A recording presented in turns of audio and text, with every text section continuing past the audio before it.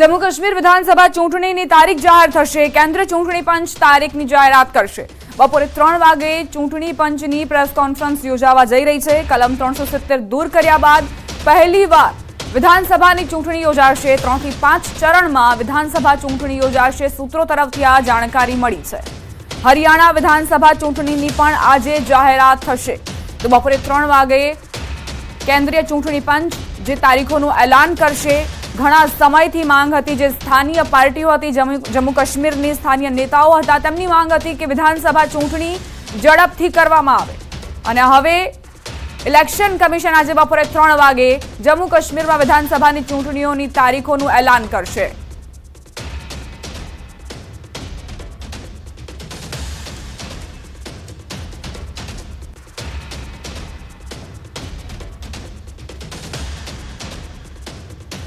આગળ વાત તબીબોમાં રોશની।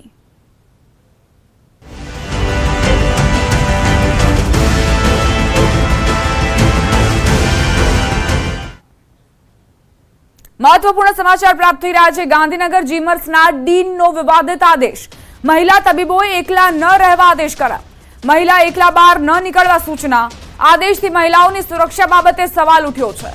આવો પરિપત્ર બહાર પાડી પોલીસની કાર્યદક્ષતા પર સવાલ ઉઠાવવામાં આવ્યા છે। કોલકાતામાં જે બન્યું ત્યારબાદથી દેશભરના તબીબોમાં રોષ જોવા મળી રહ્યો છે। ગાંધીનગર જીમર્સના ડીને એવામાં વિવાદિત આદેશ કર્યો છે।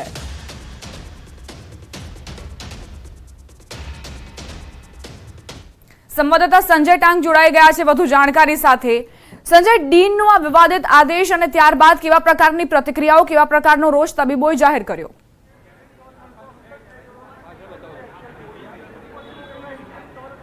બિલકુલ દીપા, જે પ્રકારે જે કલકત્તાની આરજી મેડિકલ કોલેજ જે છે કે ત્યાં જે જુનિયર મહિલા તબીબની જે છે પેલા બળાત્કારને ત્યારબાદ હત્યાની જે ઘટના જે સામે આવી છે અને તેને લઈને સમગ્ર દેશભરના ડૉક્ટર્સમાં જે છે તે વિરોધ અને રોષનો માહોલ જોવા મળી રહ્યો છે। અને બીજે મેડિકલ કોલેજના હું એ સીધા દ્રશ્ય આપને બતાવીશ દીપા કે આપ જે આ દ્રશ્ય જોઈ શકો છો।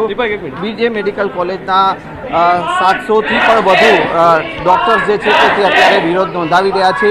એક તરફ ગાંધીનગરની જે જીમર્સ કોલેજના જે ડીન જે છે તેઓએ પણ વિવાદિત પરિપત્ર જે જાહેર કર્યો છે અને તેમાં ક્યાંક ને ક્યાંક મહિલા તબીબોએ એકાંતમાં બહાર ન નીકળવું, એકલા ન રહેવું તે પ્રકારનો જે છે આદેશ જે કરવામાં આવ્યો છે તે પણ ક્યાંક ને ક્યાંક જે મહિલાઓની સુરક્ષાના પર સવાલો ઉઠાવી રહ્યો છે અને પોલીસની કામગીરી પર પણ સવાલો ઉઠાવી રહ્યો છે। અને બીજી તરફ અત્યારે આપ જે જોઈ શકો છો કે વિરોધ જે અત્યારે આ જે જોવા મળી રહ્યો છે, જે બીજે મેડિકલ કોલેજના જુનિયર ડૉક્ટર એસોસિએશનના ધવલ આપણી સાથે છે, તેઓ પાસેથી જાણીશું। ધવલ, જે પ્રકારનો વિરોધ કરવામાં આવી રહ્યો છે, ઘટના જે બની છે, કઈ રીતનો વિરોધ આપણે કરીએ?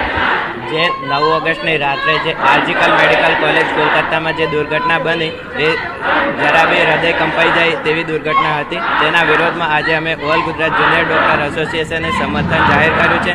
એની આગળ અમે કેન્ડલ માર્ચ તથા બ્લેક રિબન સાથે અમે વિરોધ પ્રદર્શન અપનાવ્યું હતું। પરંતુ જે 14 ઓગસ્ટની રાત્રે જે મોબ અટેક કરવામાં આવ્યો રેસિડન્ટ ડૉક્ટર પર તથા જે એવિડન્સ હતા તેને બી ગુમરાહ કરવામાં આવ્યા, એના પ્રોટેસ્ટમાં અમે રેસિડન્ટ ડૉક્ટરો આજે ઓપીડી તથા વોર્ડ વર્કથી અળગા રહી અને ઇમરજન્સી સેવા ચાલુ રાખી અને પ્રોટેસ્ટ બતાવીએ છીએ। અમે જ્યાં સુધી આરજીકલ મેડિકલ કોલેજના વિદ્યાર્થીઓને ન્યાય નહીં મળે ત્યાં સુધી અમે એમની સાથે ઊભા છીએ। મહિલા ડૉક્ટર્સની જે સલામતી અને સુરક્ષા જે છે એ ક્યાંક ને ક્યાંક તંત્રએ કરવી જોઈએ માનો છો? અમે મહિલા અને પૂરા રેસિડન્ટ ડૉક્ટર મેલ ફિમેલ બંનેની પૂરેપૂરી સેફટી હોવી જોઈએ। જે જગ્યાએ મહિલા ડૉક્ટર તથા જે મેલ રેસિડન્ટ ડૉક્ટર વર્ક કરે છે તે અવારનવાર હુમલા તથા સગા દ્વારા મારામારીના કિસ્સા આપણા સામે આવતા હોય છે। તો અમે સરકાર દ્વારા આટલી અપીલ કરીએ છીએ કે જે જગ્યાએ ડૉક્ટરો કામ કરતા હોય તો સેન્ટ્રલ પ્રોટેક્શન એક્ટની અમે માગણી કરીએ છીએ। કેવા પ્રકારનું આજે આપણે આયોજન કરવામાં આવ્યું છે? વિરોધ પ્રદર્શન છે, સાથે સાથે કામકાજથી અળગા? બીજે મેડિકલ કોલેજ તથા ઓલ ગુજરાતની બધી જ મેડિકલ કોલેજમાં અમે દર્દીઓને હાલાકી ના પહોંચે એટલે ઇમરજન્સી બધી જ સેવાઓ ચાલુ રાખી અને નોન ઇમરજન્સી સેવાઓ, વોર્ડ અને ઓપીડીની સેવાઓને બંધ કરીને અમે અહીંયા બધા જ રેસિડેન્ટ ડૉક્ટરો હડતાલમાં બેઠા છીએ અને એ વસ્તુનું ખાસ ધ્યાન રાખ્યું છે કે ઇમરજન્સીના બધા જ દર્દીઓને તમામ પ્રકારની સુવિધા અને સારવાર મળી રહે એની પૂરતી વ્યવસ્થાનું આયોજન કરીને જ અમે આ હડતાલ કરી રહ્યા છીએ. ધવલ, ક્યાંક ને ક્યાંક ગાંધીનગર જીમાર્સ કોલેજના ડીનનો એક પરિપત્ર જાહેર થયો છે, જોકે એ ગાંધીનગર પૂરતો સીમિત છે, પરંતુ એમાં જે સવાલો ઉઠાવવામાં આવ્યા છે કે મહિલા તબીબોએ જે છે તે એકાંતમાં ન રહેવું, એકલા ન રહેવું, તો એ ક્યાંક ને ક્યાંક લાગી રહ્યું છે કે સુરક્ષા પર સવાલો ઉઠાવી રહ્યું છે. તમે શું માનો છો કે સુરક્ષા કેવા પ્રકારની ખાસ કરીને કરવી જોઈએ? જે પ્રકારે આપણે જે રેસિડન્ટ ડૉક્ટર જે છે જે જગ્યાએ કામ કરી રહ્યા છે સિવિલ હોસ્પિટલમાં કે કોઈ પણ હોસ્પિટલમાં કામ કરી રહ્યા છે, એ જે એન્વાયરમેન્ટમાં કામ કરે છે એ એન્વાયરમેન્ટ સેફ્ટી એન્વાયરમેન્ટ પ્રોવાઈડ કરવાનું કામગીરી એ ઉપરના તંત્રની છે. એ જગ્યાએ એના તંત્રએ એ જગ્યાએ સેફ્ટી એન્વાયરમેન્ટ એમને આપવું જોઈએ. બીજા અન્ય તબીબોને પણ ક્યાંક ને ક્યાંક જે છે સુરક્ષા, કારણ કે આ મહિલા તબીબ સાથે તો આ ઘટના ઘટી છે, પરંતુ અનેકવાર તબીબો પર પણ હુમલાની ઘટનાઓ બનતી હોય છે. તબીબો પર અવારનવાર હુમલાની ઘટના બનતી હોય છે, કારણ કે અત્યાર સુધી જ્યારે બી તબીબો ઉપર હુમલાની ઘટના બનતી હોય છે ત્યારે જે આરોપી હોય છે એ વિધિન 24 અવરમાં ફરાર થઈ જાય છે. એના કારણે અવારનવાર આવું બનતું રહ્યું હોય છે. તો અમે એક સરકાર દ્વારા એટલી માગણી કરીએ છીએ કે અમારે સેન્ટ્રલ પ્રોટેક્શન એક્ટ પ્લસ જે એન્વાયરમેન્ટમાં અમે કામ કરીએ તેને પૂરેપૂરી સેફ્ટી અને સિક્યુરિટી આપવી એ તંત્રની, જે હોસ્પિટલના જે ઉપરી તંત્રની હોય એ એમની જવાબદારી છે, એ અમે માગણી કરીએ છીએ. બિલકુલ. તો જે છે તબીબોની સુરક્ષા તેમની હોવી જોઈએ તે પ્રકારની માંગ જે છે તે તબીબો દ્વારા કરવામાં આવી રહી છે. જે ઘટના બની છે કલકત્તાની જે મેડિકલ કોલેજમાં, અને તેનો પણ વિરોધ જે છે તે ગુજરાતમાં સમગ્ર રાજ્યની જે છે સરકારી હોસ્પિટલમાં જે છે all India juniors medical doctors association દ્વારા વિરોધ પ્રદર્શન કરવામાં આવી રહ્યું છે. જી દીપા. સંજય, ડીનનો જે આદેશ છે એટલે એક રીતે તેમણે પણ પોતાના મનોમનમાં એ વિચાર કરી જ લીધો છે કે મહિલાઓને ચોક્કસ સુરક્ષા નથી આપવામાં આવી રહી અને પ્રશાસન પણ તેમાં નિષ્ફળ ગયું છે. એ જ રીતનો આદેશ આપવામાં આવ્યો છે. મહિલા તબીબોની ખાસ કરીને પ્રતિક્રિયા સંભવ હોય તો લેવાનો પ્રયત્ન કરજો.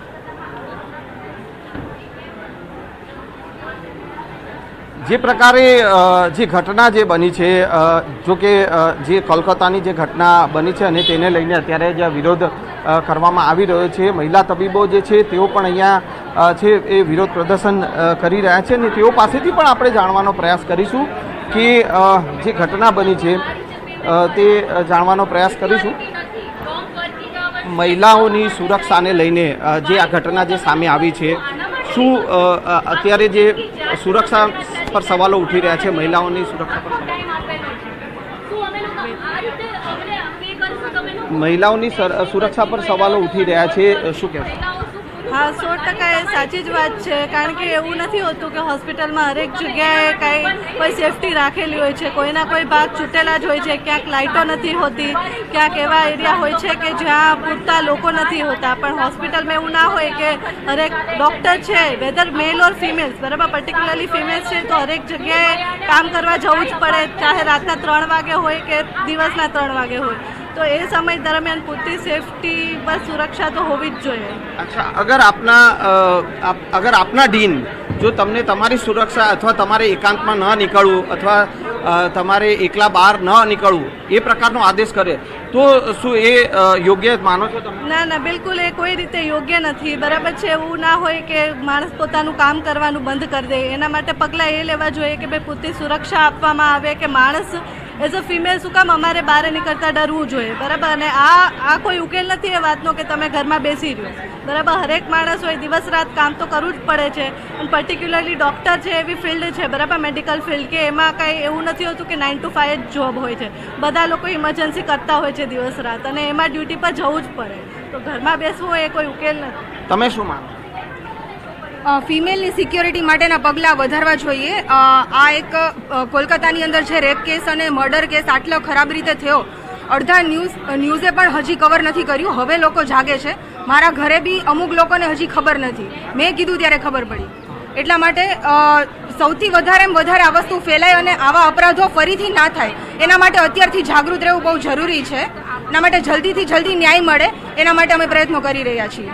બિલકુલ. તો દીપા જે છે આ પ્રકારે જે તબીબો જે છે તે અત્યારે વિરોધ પ્રદર્શન કરી રહ્યા છે ને મહિલા તબીબને ન્યાય મળે તે પ્રકારની માંગ જે છે તે કરવામાં આવી રહી છે અને જે પ્રકારનો આદેશ જે જીવર્સના ડીન દ્વારા જે કરવામાં આવે છે અને તેને પણ ક્યાંક ને ક્યાંક જે છે આ તબીબો જે છે તેમાં પણ એક વિરોધ જોવા મળી રહ્યો છે કે જે સુરક્ષા વ્યવસ્થા જે મહિલા તબીબોની જે કરવાની હોય તો એ તંત્રએ કરવાની હોય, નહીં કે એકાંતમાં બહાર ન નીકળવું કે બહાર ન નીકળવું તે પ્રકારના જે આદેશ જે છે તેનું પણ અહીંયા તબીબો જે છે તે ખંડન કરી રહ્યા છે. જી દીપા.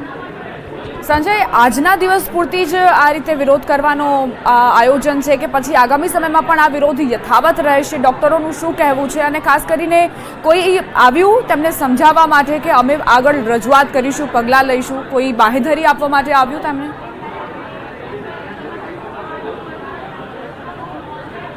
દીપા, જે પ્રકારની ઘટના જે પશ્ચિમ બંગાળ અને ખાસ કરીને કોલકાતાની આરજી મેડિકલ કોલેજમાં જે આ ઘટના બની છે અને તેના સમર્થનમાં આ ગુજરાતના તબીબો અને દેશભરના તબીબો જે છે તે ઉતર્યા છે. આજે ઓલ ઇન્ડિયા ગુજરાત જે all Gujarat junior doctor association જે છે તેઓએ આજે આ વિરોધ પ્રદર્શનનું આયોજન કર્યું છે અને સમગ્ર દિવસ દરમિયાન કામકાજથી અળગા રહેવાનું અને ખાસ કરીને ઓપીડી સેવા બંધ રાખવાનું, સાથે સાથે વોર્ડની કામગીરી જે છે તે બંધ રાખવાનો નિર્ણય કરવામાં આવ્યો છે. જો કે ઇમરજન્સી સેવાઓ જે છે કેઝ્યુઅલ્ટીમાં જે સેવાઓ. સંજય, આભાર તમારો જાણકારી આપવા માટે. આગળ પણ તમારી પાસેથી જાણકારી લેતા રહીશું. કીર્તેશ અમારા સંવાદદાતા સુરતથી જોડાઈ ગયા છે. કીર્તેશ, સુરતમાં કેવા પ્રકારે વિરોધ કરવામાં આવી રહ્યો છે અને ખાસ કરીને કોલકાતાની જે ઘટના બની ત્યારબાદ જે રોષ છે તે દેશભરમાં જોવા મળી રહ્યો છે, સુરતમાં કેવા પ્રકારની પ્રતિક્રિયાઓ?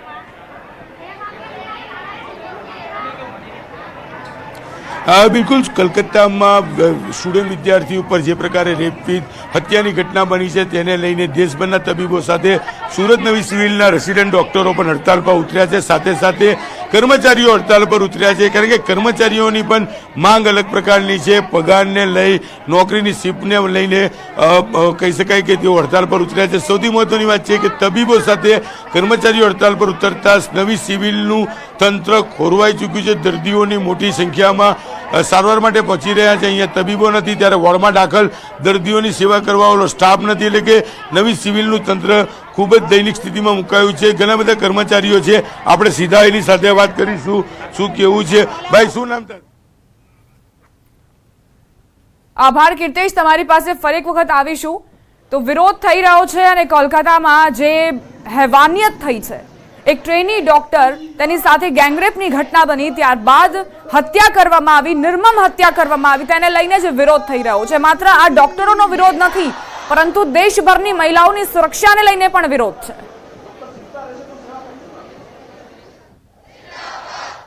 બુલેટિનમાં રોકાઈશું એક નાનકડા વિરામ માટે. આપ જોતા રહો ન્યૂઝ 18 ગુજરાતી.